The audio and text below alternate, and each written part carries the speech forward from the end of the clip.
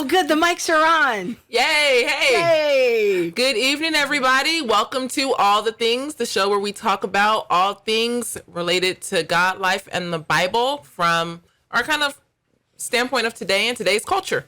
I didn't do that right. No. I should probably just read it. This is the show where we discuss all things related to God, life, the Bible, and real life. Yes. I don't think I did that right either. But anyway, we're not doing it again. Should I try it? No. Okay. Yeah. I'm Krista Bontrager. Yes. Also known as Theology Mom. And this is a show where we discuss the cultural issues of our day in light of the Christian worldview. There you go. It doesn't say that on that paper. Right here. Oh, maybe that part. I missed that. I'm Monique. And yes, today we are going to talk about all things related to God, life, and the Bible in light of our current cultural worldview. Yes. And Abby's not here today. She ran off to the beach with her friends. Yes. So there's no one to amuse us while painting or in the chat room. But Bob's here, our official button pusher of all the things with a fancy wipe from the 80s. That was very nice. And wow. That was very fancy. And if you would like to really help support this ministry, this is the best way to do that is just hit that share button right now and help spread the word on social media. So that's a good thing to do. It is a good thing. Hey, we're going to talk about another way to support and one of the sponsors of all the things. We have a new sponsor. Yes, a new sponsor.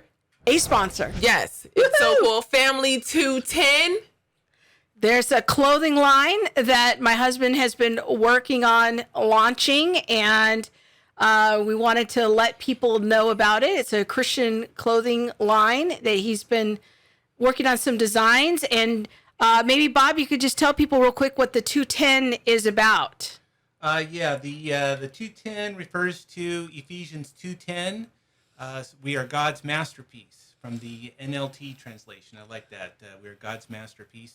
And so that's what the 210 refers to. And so, just Christian-themed T-shirts, some creative designs, some ideas I've always had for quite a while. I thought maybe interesting T-shirt. And that's just kind of what we're doing there. Very cool. So it's a very tangible way to help support us and get something on the other end. Yeah, and become part of the family. That's right. Yes. Become part of the family. We should start wearing some of those on the show. I think so. Yeah, that'd be cool. Anything interesting happened in your week? It was hot. I didn't like that. Oh, that's the best part of my week. I know. The very best part. We couldn't be more opposite. Basically. We're opposite on so many things, and so especially temperature. Anything else? Yeah, I think just reflecting a lot on the continuing developments we talked about last week on the show about Benny Hinn and him trying to distance himself from the prosperity gospel. There were a couple more interviews published this week that I watched on YouTube with Benny Hinn, and I think we had the right take last week, is give him some grace, give him some time, let him sort it out. It seems like this is something the Lord's been working with him on for a couple of years now. So I'm taking still at face value, but people can go catch that show. And I've also been reflecting a lot on our interview last week on capitalism with Dr. Mike Gurney. Mike. Oh, gosh. So, but we do want to encourage people to go check out the replay. You can catch it on YouTube, Apple Podcasts, Google Play, or Spotify, whatever your favorite platform is. Sounds good. Yes. Sounds good. So you're going to do the rundown? I can do the rundown. Nothing really interesting happened in my week. I'll just go ahead and throw that in there. Okay. Anyway, well, you seem tired, but your lipstick's killing it. I'm just doing my best. Thanks. It's very fall. Yes, I'm going to step into that. I'm not really a fan of fall. Nothing interesting happened in my week. Thanks, in case anybody out there in the world was wondering. I don't know. I probably am tired. I am taking a ballet class. That is interesting for me. And yes, it's really just working me out. Oh, we already have some questions coming in. Rhyme His Songs says she's excited about the show tonight, hoping to glean some wisdom from the show. She's got some 11th graders in her life that are unchurched. Yes. So that'll be good. And She wants to know what airdrop is. Those of you who watched our promo video on Facebook a few hours ago heard Monique's story about airdrop. She wants to know what airdrop is. An airdrop is just a way to send media, videos, pictures to another phone. And it's particular. I don't even know if I can say the brand of phone, I guess. I don't want to. Sure. Okay. So like iPhone to iPhone. Oh, don't say that brand. Oh, what? I'm just kidding. See, you see how they come for me? Yes, I can send a video or a picture or something else, a note or something like that from my phone. Now you're gonna have to tell a story because people didn't watch the promo video. They're not gonna know what you're saying. Okay, so what had happened was I was in class and a classmate asked me, because I was videotaping the routine because we're going to be quizzed on this specific routine. She was in ballet class. I was in ballet and I was taking a recording of the routine so we can practice at home. And a girl walked up and said, hey, can you airdrop me the video? And I was like, sure.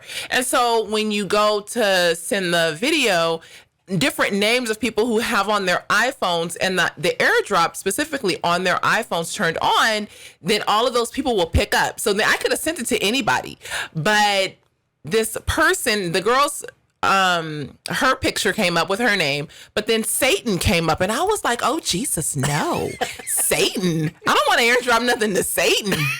But Satan was there just taking the ballet class with us. I don't know necessarily who it is. Somebody named their phone Satan? Yeah, it could be their name, but I don't judge. If you name yourself Satan, you might need Jesus. You might need Jesus. You might, but there's grace, and we'll walk a road with you. I'm gonna ask Jane about that. Jane, how do you respond to people who name themselves Satan? I don't know. Wait, we haven't introduced yes, we haven't introduced you. Now we just have some voice coming. All right, we're just. Jesus, is that you? This is a professional show. We're in our living room here. Come on, let's have some Maybe decorum. it's Satan. He could be French. You never know. Ooh, we Satan. All right. No, that's horrible. Yes. Okay. Anyway, we're gonna do the rundown of the show, and if you are watching, I am sorry that we have gone aloof. Okay, here it is. Astray. Okay, so we are going to be talking to Jane Pantig. She works with a ministry called Ratio Christi, and they are an evangelistic ministry. Yeah, I said that right. Thanks. And so what she does is she goes out to different campuses, college campuses, and has just open conversations with willing participants. She told me, and I'm not going from this because I thought it was really cool. One of the things that she told me when we met is that like sometimes they'll just have a sign like, got a question?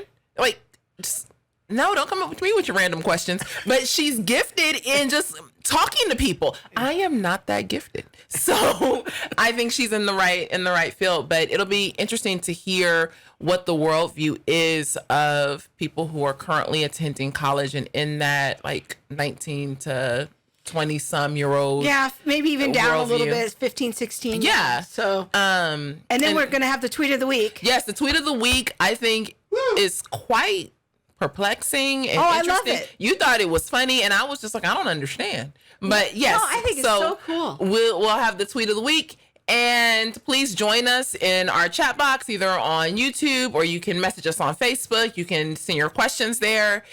And yes, let's get going. Yeah, well, let's get Jane in here. I'm just checking our chat to see what we've got here. Okay. All right, let's get Jane on. There she is. Jane Pantig. Welcome. Hello. Wait, hold on. Take a sip of my water here out of this wee Oh, cup you here. got the Women in Apologetics mug. Yes. Yes, represent well. Yes. Repping that. That's good.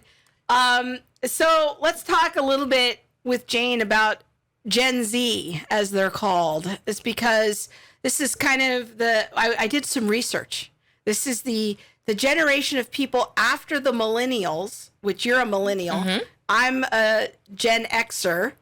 And Gen Z are those born from the mid 1990s through the early 2000s. Okay. So these kids are in college, a little past college.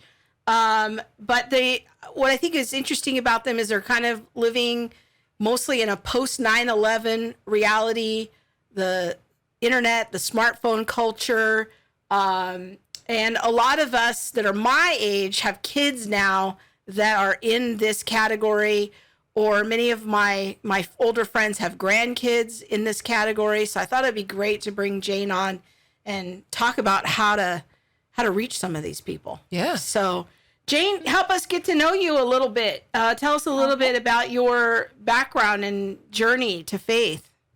All right. Well, I grew up as a cultural Catholic. My parents are from the Philippines, and so that's just kind of something that's part of the culture. And so I grew up in the Catholic Church, baptized, communion, confirmation, and in college, something really changed amongst my family. My dad, my younger brother, and my mom had become believers while I was away at college. And so I would come home from college and we were going to churches that weren't Catholic. And I was like, what's going on here? I thought we were Catholic. So was a little confused by that, but I went with them. Actually really enjoyed the music and the message that pastors would share. But, I was in college living my life and I was like, hey, maybe I'll just get into this when I'm older. And so that was my freshman year. And then by my senior year, I had become a believer. And so what had happened is my mom and my younger brother invited me to this youth conference where I heard the gospel for the first time. I don't ever recall hearing it growing up in the Catholic Church, but at that moment, I knew where I was in my life was because of my sin. And I repented and went up to this altar call, and my life completely changed after that. So that's what happened to me.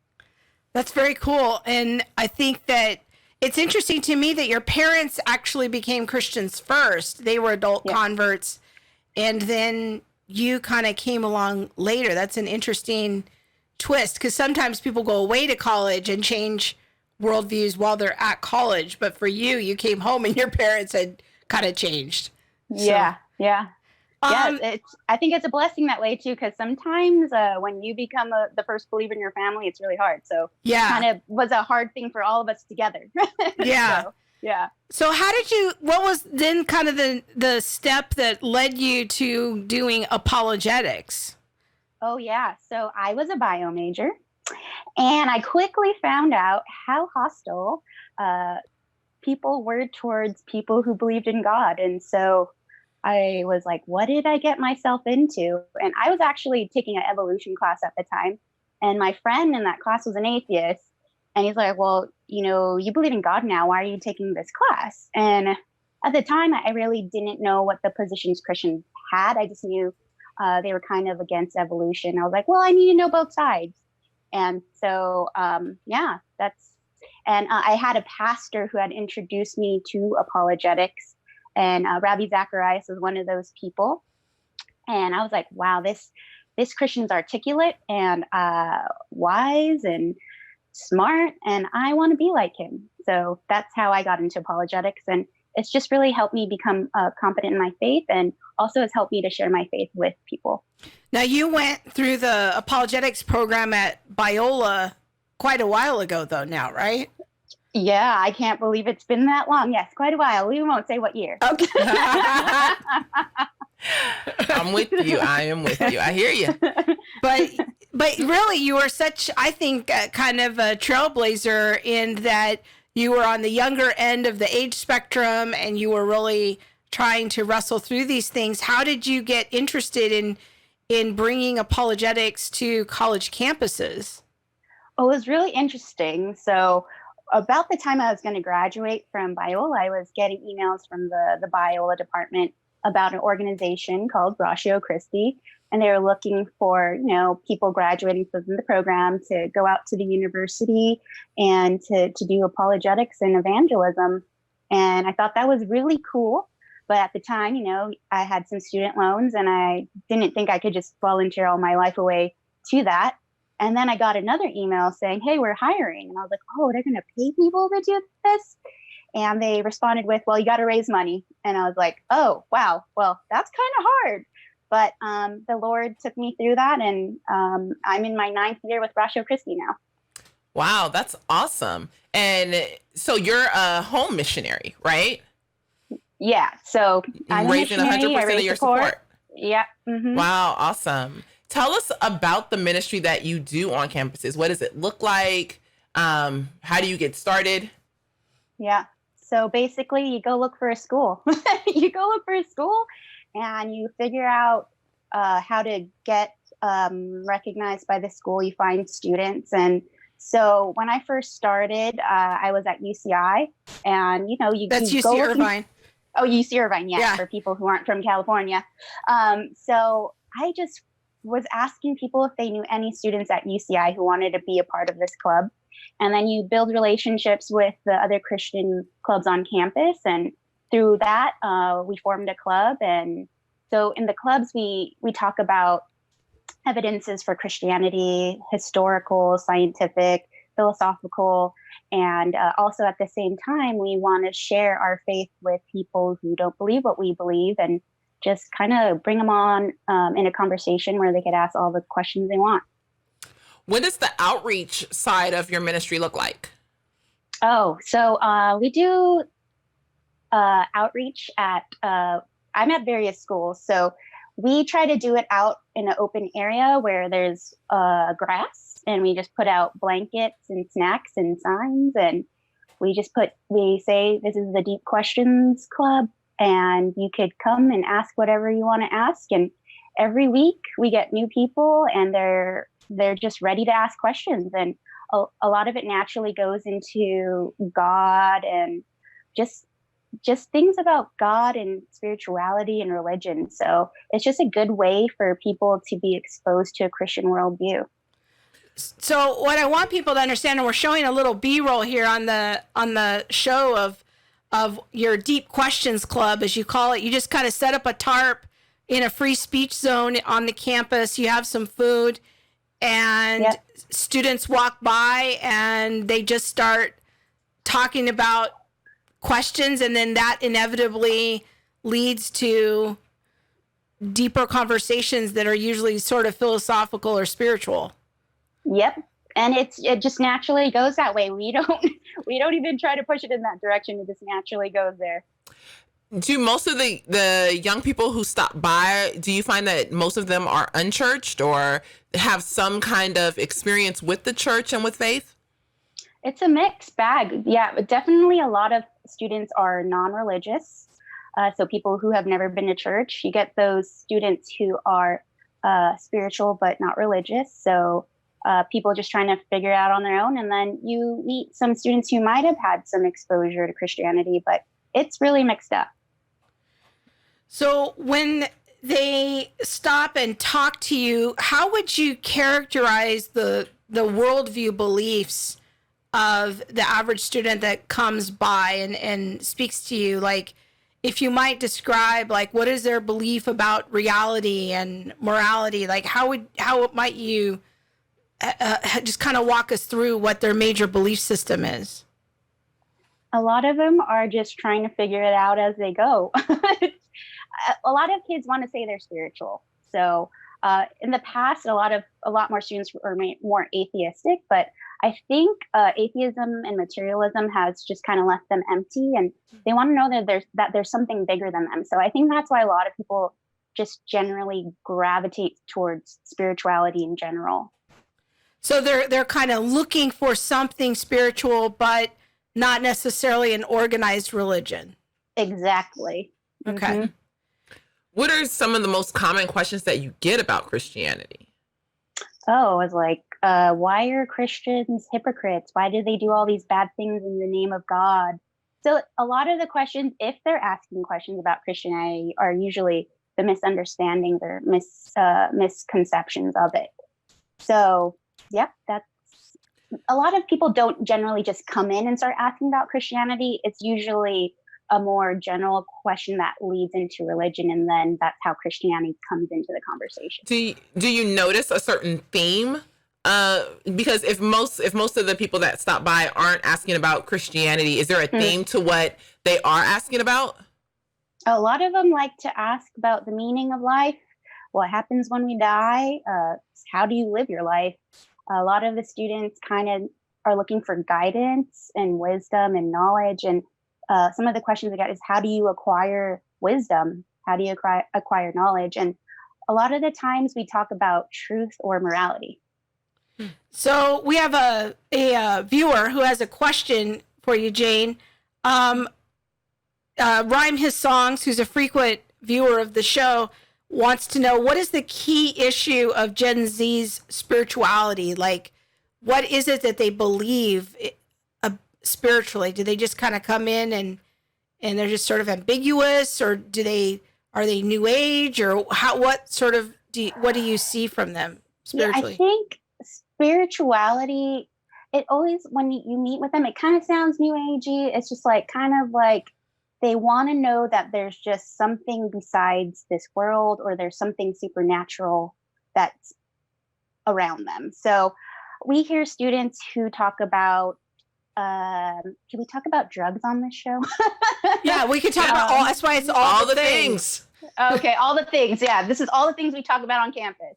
So they'll say, hey, I'm going to go out to the woods, and me and my friends are going to do all these shrooms, and it's a spiritual experience. And people talk about getting a third eye or being transplanted into another realm. And so a lot of the spirituality that we see on campus is something along the lines of that. So I would characterize that as sort of New Age, but also somewhat opening themselves up to other kinds of spirits, not the Holy Spirit. Maybe even the occult. Yeah. Kind of. Yeah. I was going to say occultish. Yeah. So, I'm concerned that they're going into the woods, but that's for another show. Okay. Into the woods. Yeah. So, Rhyme His Songs had another question. She says, do you see that this generation is having more of a bent toward the sanctity of life or pro-life issues, or more toward pro-choice? We actually have had lots of conversations about that. Initially, a lot of them are pro-choice. And as we have conversations with them, because a lot of them don't understand, or they don't know what goes on in abortion, and they don't know what it looks like. And we've had lots of students change their minds in one conversation because they really didn't know what an abortion was. And so I think I've heard that this generation is more pro-life than past generations. And I could see them being a lot more open whenever we talk to them. So yeah, lots of students change their mind on that position when we have conversations with them. I'm wondering how do you navigate from I'm going in the woods to open myself up to a spiritual experience through drugs to let me tell you about the historic Christian worldview. Like how does that happen? Well, we talk about all kinds of things. And so it's really interesting how it lands there. It just naturally gets to God in a lot of the conversations. So we don't have to be like, hey, do you know about the historical effects of Christianity? It's more like we go wherever the conversation leads, and it does get to God. And then we do get to talk about Christianity. We get to talk about Jesus. And it's just the natural way the conversation goes for us. So kind of paint me the picture, though, like what are some of the common conversations that you see? Like what are the themes that come up a lot? Well, I could just talk about our last meeting. So we actually had a professor stop by, and he's like, what group is this? And we're like, oh, we're the Deep Questions Club. And so we were like, what question do you have? And so he started talking about artificial intelligence, and he was proposing if AI could, fix everybody's problems, would you want that? And a lot of the students actually pushed back because they believed in consciousness.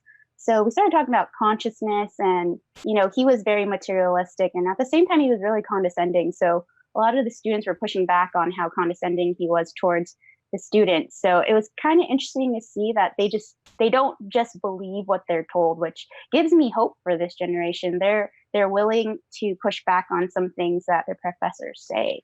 Well, since we're on that subject, I'll just give a shameless plug for my employer. We're going to, the transhumanism book, we had Dr. Ron on several weeks ago talking about that and some of those themes and how that's kind of an alternative religion. It's an alternative that's being put forth by naturalists, but also on the artificial intelligence. We have a book that'll be coming out in a couple of years on that issue from AI from a Christian worldview standpoint. So there's definitely some things to be done there on that front, because I think that's the last best hope of the naturalist worldview. But good for the students for pushing back on some of that. So I'm going to click over so you ask a question. I was actually wondering, do you see a lot of students moving into Christianity, or is it like that it's just the opening door, which to me I think is great, and like the word says, one person plants the seed, another person waters the seed. I'm just wondering, what does salvation look like, either in the Christian club or even in the Deep Thinkers Club? Well, we've actually had a couple of students come to Christ this past spring, so that's pretty exciting. And, you know, with a lot of people who come to our groups, it's usually a long process. A lot of the kids that tend to come to our groups like to think a little bit more deeply, and that's what we promote. We want people to think deeply. And so, you know, it could take a year for somebody to come to Christ. We haven't seen somebody just come to Christ on the spot. Yeah. So we like to hash things out with them, you know, count the cost. This is what Christianity has to offer, and this is, are you willing to give up your life for it? And so I would rather have a student really think about it and process it and come to Christ. That's so good, because it really highlights the relational component of evangelism, that you have to be willing to walk with people and to understand that they're coming at life from a lot of sometimes messy points of view. Yeah. And giving them time to think through things, because, you know, in the ancient church. That's what I was going to talk about. Oh, go ahead. No, go ahead. Go ahead. You will say it much better than I will. But in the ancient church, they started had a process of about a year of bringing a person along to see before they would really kind of call them to a conversion. There was a whole process of investigation and inquiry and questions, and because many people were coming from other pagan religions and they needed that time to think about it. And I think in scripture sometimes we only get one snapshot of like the instantaneous on the spot conversion, but there in the ancient church there was also this slower path. And that's really interesting to me, that you're finding a very creative way of giving them time and space to think about things. So I kind of want to switch gears a little bit and start talking about the Gen Z generation, like in a more specific way, and especially the younger side of it. What are some things that you think millennials and Gen Xers miss or misunderstand about people who are, or young people who are Gen Zs? Well, I think a lot of people think that Gen Z kids are just always on their phones. So, I mean, they are the first generation to fully grow up on the internet and social media. And they think, you know, they're socially awkward, or they don't like talking to people. But like, we've been on campus and everybody has earbuds on, everybody's on their phones, and you kind of are like, oh, they're never going to talk to us because they're just glued to their phones. So we actually tried something on campus, and we just went up to people who had earbuds and we tried to start conversations with them, and they actually did. So there is hope for them, because they aren't just going to be on their phone. They're willing to talk to people too. So that's a lot of people just think they're just glued to their phone all the time. But I think if you have something valuable to talk to them about, I think they're willing to put their phone aside to chat with you. I think it's interesting, a comment you made earlier, that they're really looking for wisdom. And in the internet age, there's a lot of information, but there's not necessarily a lot of wisdom. Doesn't equate. Yeah. And that's interesting that they perceive that. Another one of our viewers, Rhyme His Songs, has another question. So can you begin by asking a question, like to zero in on their interests? Is there a best way to lead them into a conversation? What might I ask them? Should I have like some frequently asked questions, or like what's the best way to start engaging with someone in a Gen Z context? What's been working for us is, these kids come to our groups and they ask us, what are you talking about? And we're talking about whatever you want to talk about. You could ask whatever question you want. So I think just letting them ask the questions first will give you an idea of where they're at, and you could go from there. I think that's a good point. I remember working with youth and people in church feeling like young people need to act this way, they need to speak this way and have these questions and conversations. And what I hear you saying is just be open and meet people where they are. And that will kind of organically lend itself to building relationships so that you can have an organic conversation about faith and about Christ. Mm-hmm. So do you kind of combine like an evidence-based approach through apologetics with, prayer or personal testimony, or how do you, what sort of is your strategy there? So we just have conversations with how you would regularly have conversations with friends. And so as the conversations develop, you could see people starting to have questions where you could actually use your apologetics. And that's when a lot of students are like, I've never heard of this before, because the Christian worldview isn't something that's going to be taught in their classroom. And so they're really shocked when they hear what Christians actually believe in. They're like, well, I never knew that. So yeah, that's when the apologetics gets in there, when you're pretty much in the conversation and have built relationships with them. Apologetics is just a really great tool with these young people. Well, and I'd imagine that even a lot of Christian students haven't encountered a lot of apologetics in their churches growing up, because it's a pretty rare youth group where you're getting that information. Do you find that people are generally receptive when you try to bring up issues related to like the historical Jesus and that sort of thing? Once you build relationships, people are willing to listen to you. So that's the great thing.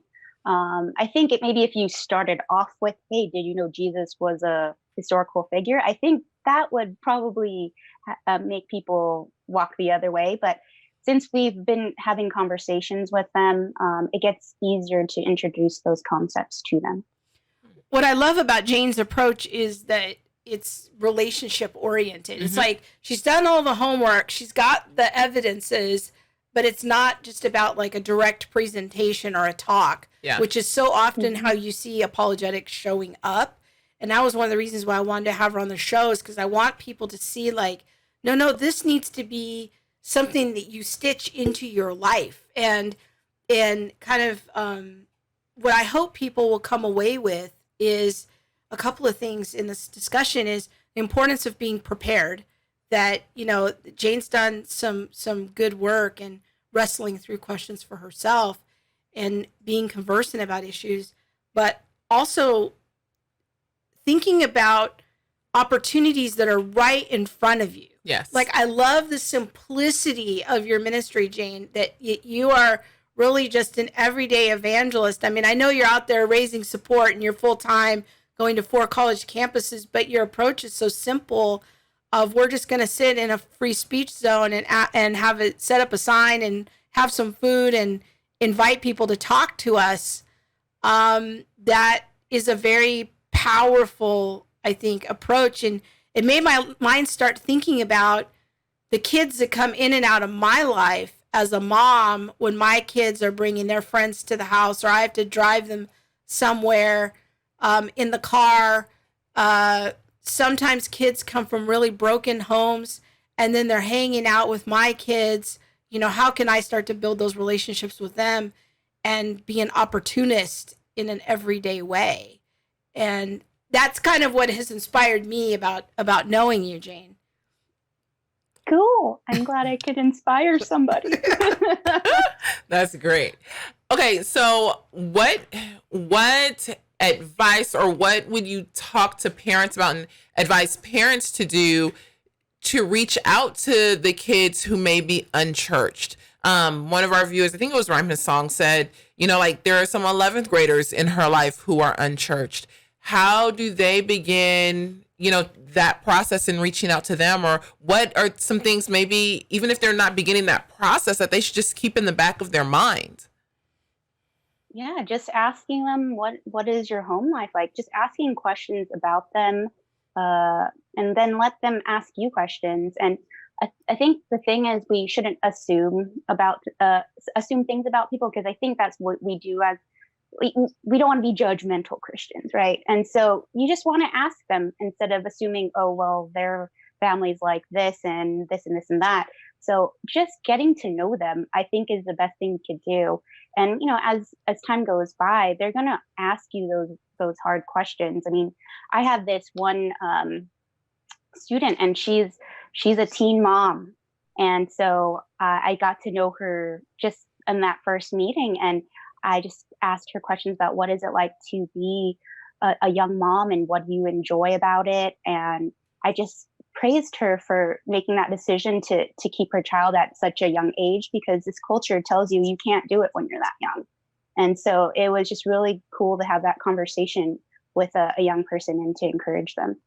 And I want to encourage the parents and grandparents out there. I mean, you're looking at two people right here at the table who both came to Christ when we were 15. Mm-hmm. And were influenced and impacted by families around us, that in our own families, home families, that had various levels of brokenness. Other families extended grace to us and included us in what they were doing. And that had a lasting impact in our lives. And I guess I want to encourage our viewers that if you have a great home life, think about sharing that with another person that as maybe your kid's friend who's just always hanging out there, because they're probably getting more from that experience than you realize. They're watching you, and they're watching your beliefs and what a difference that makes for you. And then maybe you're creating a safe environment for them to ask questions. We have some more viewer comments, Jane. S. Brooks says she's loving the conversation. I've often thought that if older generations would just take time to at least try to talk to younger folks, even with their earbuds in, the younger ones will appreciate it and engage. Many of them are just waiting for that attention and even mentorship. Have you found that to be true? Yeah. So one of my colleagues, he's married with kids, and they get to ask him questions about marriage and what it's like to be a father. And so we get to step in as mentors, where, a lot of these students come from broken homes. They don't know what it's like to have a good father or a good mother, and to have, Christians who are living that out and able to tell people of their experiences. These kids are so thankful to hear stories and us to help them walk through that and try to understand what family is all about. So yeah, I think older Christians have a lot to offer to this young generation, especially because there's a lot more broken families and parents aren't really being parents to their kids anymore. Well, let's have you kind of wrap it up here. Tell us a little bit more about the work that Ratio Christi is doing nationwide, and how some of the people that are watching might want to get connected with them. Yeah, so we are here in the United States, but we are also in other countries as well. And so we're all establishing chapters all over the country and all over the world. And, the ways you could get involved is telling young people that we exist, and they could go to these clubs on campuses.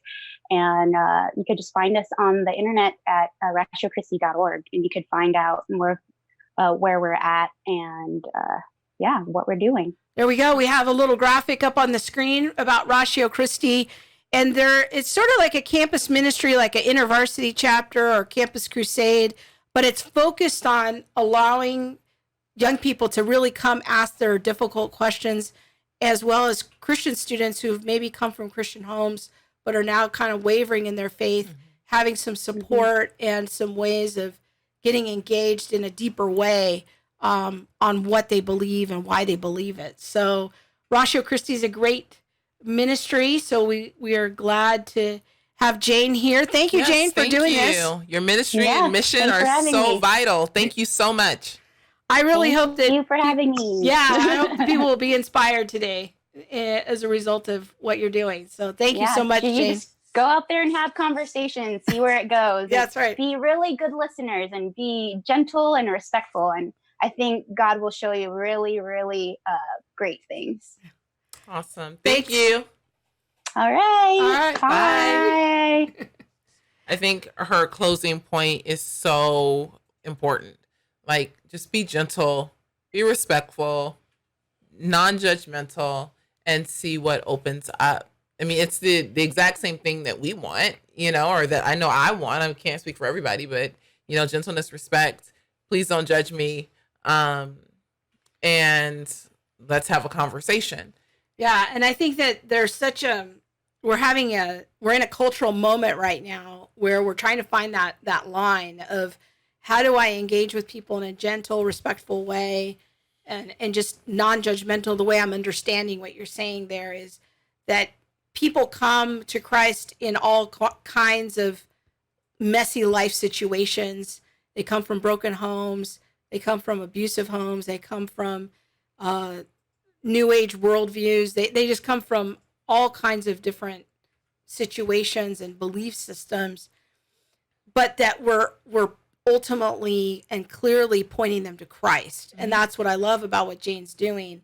It's not this kind of watered down progressive Christianity where we're not going to call anyone to anything.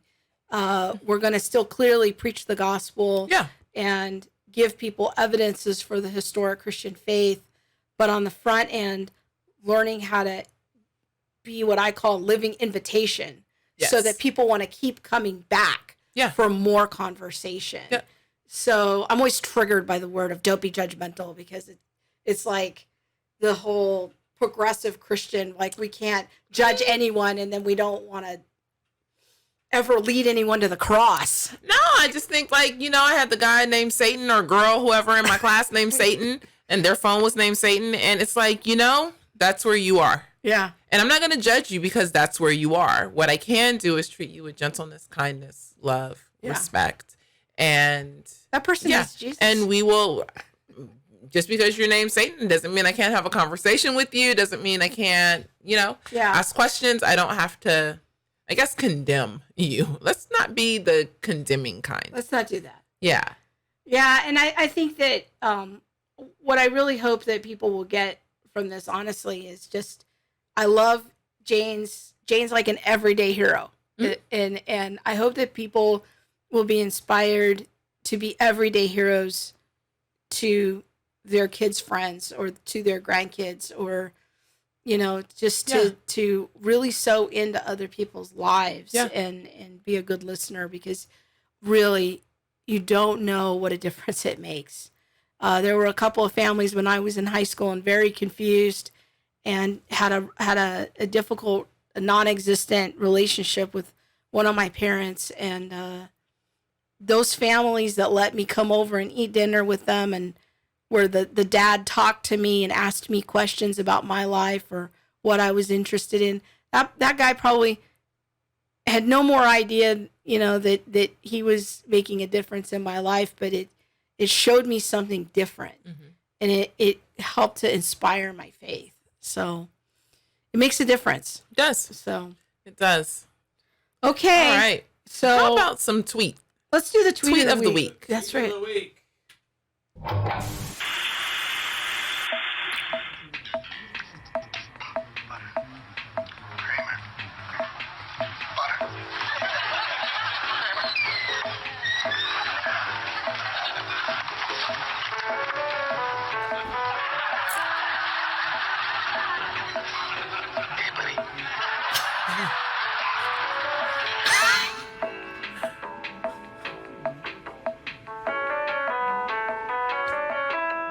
I have no idea what just happened there. Hopefully we don't get a YouTube a copyright violation. What in the world? Hi, this is me. Okay, first of all, that's Seinfeld. Yeah. No. We shouldn't see it again. It's quite disturbing. was up late doing that one night. That's hilarious. My inner person is laughing hysterically. Okay. Oh my word. Shall we actually see the tweet of the week? Okay, sure. Let's see the tweet of the week. Neil Shenvi, my fave. Hi. If you're watching, Oh, hello. yeah. If Neil Shenvi is watching this show, it's made my life. Daryl Davis, Neil tweeted this last week. Daryl Davis is an amazing man who has convinced over 200 Klansmen to repudiate their beliefs and leave the KKK. He shared on Facebook today that he was called a white supremacist by Antifa protesters. If you understand critical theory, you'll understand why. I just first want to say, talk about everyday heroes. I know. Dr. Shinbi is an everyday hero. He digs deep. Him and his partner, Dr. Pat Sawyer, they dig deep into issues of critical theory, and not just the issues of critical theory, but the issues of critical theory encroaching upon the church, and why, as a Christian worldview, it is so inappropriate in the church. And so, everyday heroes, shout out to Dr. Sawyer and Dr. Shinvi, because they definitely put in the work, and they put out just information that is top quality and so informative, and written in ways that the everyday person can understand it. Yeah. It's not super academic, you have to understand all the data points and, X, Y, and Z in order to get to the bottom line. It's no, here it is for everyone to be able to see. So, and we've been shout out having to we've been having a series of conversations on YouTube about critical theory, critical race theory. So we both follow both Pat Sawyer and Neil Shenvi. But what I really liked about this post was another everyday hero. I've never heard of this guy, Daryl Davis, I think is his name. And here he is talking to some Klansmen. He's a blues. yeah, I feel like that's deep. He's I a don't blues know. musician. I don't know if I'm that strong. But see, I'm gonna break this down. I don't know this guy. I'd love to get him on the show. If anyone knows him, give him my email. But I am just so utterly curious as to what motivates him. I'd never heard of him, so I went and found an old NPR episode where they actually interviewed him, and that's available. You can just find it on Google. It's only about 7 minutes, but he talks about the first time that he did this, and and much like Jane, that's why I loved both of these together, is another everyday hero. He's just goes and he finds these people and he makes friends with them, and he meets a lot of them through his travels as a musician. And he goes to the Deep South a lot, and he plays music, and he encounters white supremacists, white nationalists, KKK people, and he just befriends them. I can't even. The first thing that I think about, and you would have to watch our video that's on YouTube about about Kimini Uwan's video. In one of her videos, responses, something that I've seen, she mentions that, white spaces are violent. Yeah. Now, I'm sorry, but if you're at a Christian conference, Christian women's conference with white women, that is not violent. Let me go stand in front of the cross burning KKK. Now I couldn't do it. I'm not that strong. I know I got Father, Son, and Holy Spirit, and I'd be like, no, Jesus, not today. Not today. But to me, this is like either he's completely out of his mind or he's compelled by such love, and I think it has to be. It has to be. I seriously wonder. I looked on his Facebook page, which is fairly public. Is he a Christian? What's motivating him? I really want to know. So do I. Because look at the guy in the KKK outfit. He's looking like, do you know where you are? Do you know who I am? Yes. But here's the thing about this, is Jesus says in the Sermon on the Mount in Matthew chapter 5 that we are to love our enemies. Yes. And pray blessings for those who persecute us. Here's where my fatigue is with the critical race conversation, is that there's so much conversation about who's right and who's wrong. And it's a lot of energy about pointing the fingers and whether people are anti-racist enough or not enough and all of this stuff. And it's all very complicated in complicated terms. What I love about Daryl is that it's very simple. Is if we're gonna love people, we're gonna have to be in relationship with them. If we're gonna overcome our racial problems, we're going to have to go out and actually be friends with people. And we're not just stand behind a podium and say these are the issues, or on your Twitter keyboard. Yes, we got to stop that, because this, I mean, for all of the conversation about social justice happening on Twitter, okay, and in books and in academia, I want to know who the people are that are actually going out and talking to people like this that are their stated enemies that want to kill them. Yes. And going there, to me, that is much more what Christ had in mind than all of this academic theory. And earlier today, I told Monique the video I want to make, but I won't mention it here because she won't let me make it. But here's the thing. There it is. There it is. About critical race theory, because I just want to be done with this assignment. But this, to me, is part of the solution. This has to be part of the solution. It cannot simply be an academic conversation. If me having to go and talk to the people in the KKK is part of the solution, I don't know if we're going to find a solution this side of heaven. Because I don't know that I'm that strong. Like, I literally love the idea. Maybe that's it. Maybe he loves it more than I do. I don't know. But I'm not that strong. Pray for me, saints. Pray for me. I need some strength. But in all serious, well, yeah, I need strength in all seriousness, because I don't know that I'm there. I don't know that, like, that's fear gripping to me, you know? But in reality, going back to the question of, well, how can someone call him a white supremacist? Okay, so we'll go that back was to the original question. Sorry. I had the little sermon there. Yeah. Oh, I didn't know we was gonna have a picture. And I wasn't ready. I'm a little shook by that. I wasn't ready. So how could a black person be called? The setup is that you're either for us or you're against us.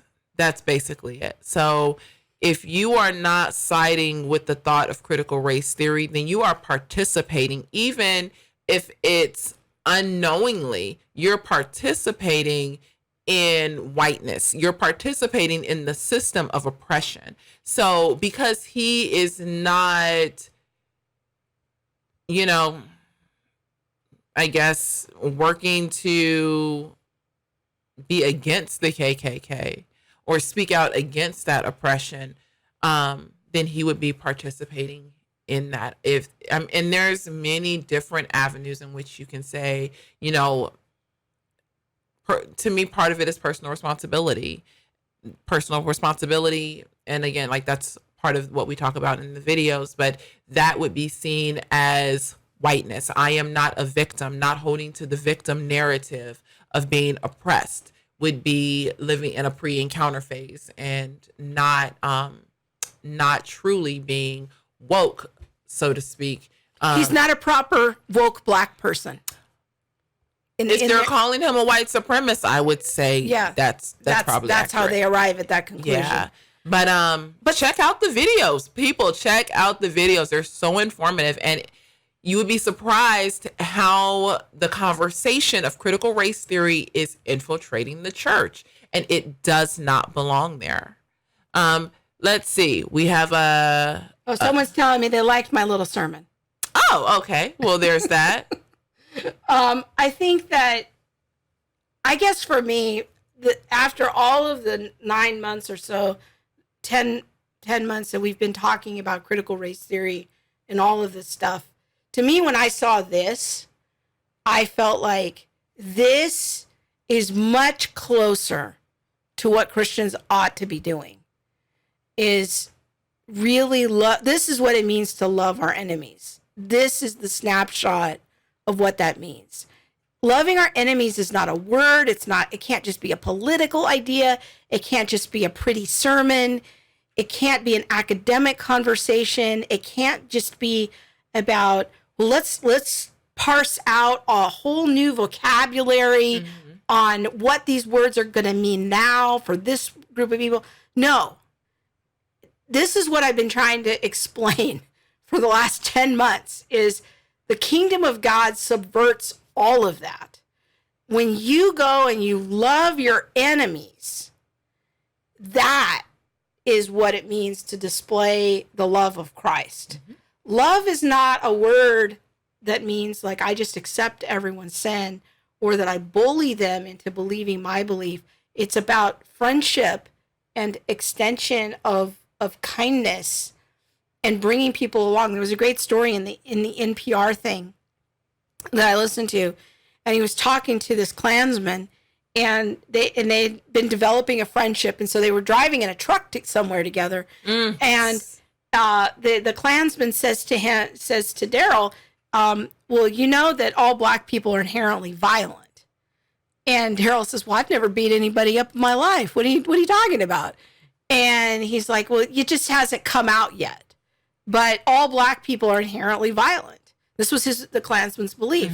So Daryl, in a form of apologetics, I think, he turns it around and he says, well, did you know that all white people are genetically predisposed to being serial killers? And especially white men are predisposed to being serial killers. He's like, well, I've never killed anyone in my life.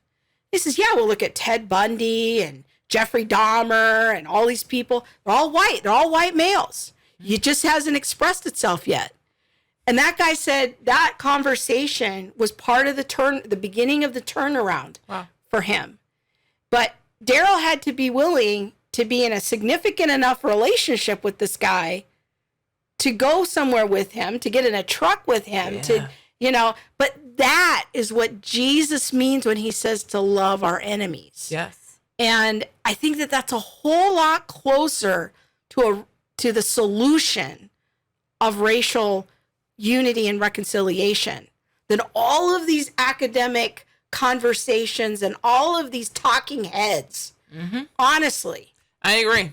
So I agree. I don't know if I'm getting enough. There's my little sermon. Yes. Yes. Come on, Krista. Preach. Yes. All right. No. Yeah. You're a little unsettled. I am. I'm like, wow.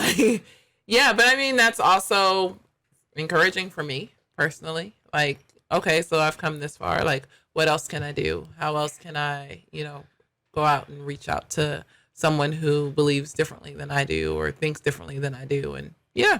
What does that begin to look like? What does it look like? And what does love look like? Yeah. Yeah. Very good. Well, thank you everyone for joining us for this conversation. I hope you were inspired tonight to be an everyday hero in your context. That was really sort of the theme of the show tonight. And I hope that you're coming away and thinking about that, and we'll get into a conversation with the Lord about who it is in what we call at our church, our oikos, our 8 to 15 people that God has strategically and supernaturally placed in your life that he wants you to be speaking into their lives.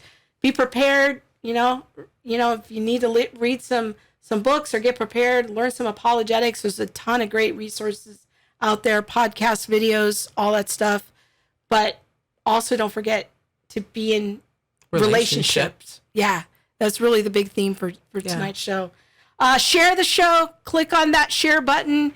If you are enjoying the show, if the show has ministered to you, please help us grow this ministry by helping to spread the word of what we're doing here. Also, the podcast is available on Apple Podcasts, Google Play, and Spotify. All right. Go to Instagram and like Family210. Yes. Support our show sponsor and check out the shirts there. You gonna play the video of the other one? Do you have that? There it is. All right. It's okay. It's just still. That's my favorite design. There on the left. It's kind of a homage to the resurrection of Christ bringing us to life. Amen. At the cross. So connect with us on social media, The Real Monique D on Twitter. And Theology Mom everywhere. You can connect with me. Thank you so much. Everyone. See you next week. God Bye. bless.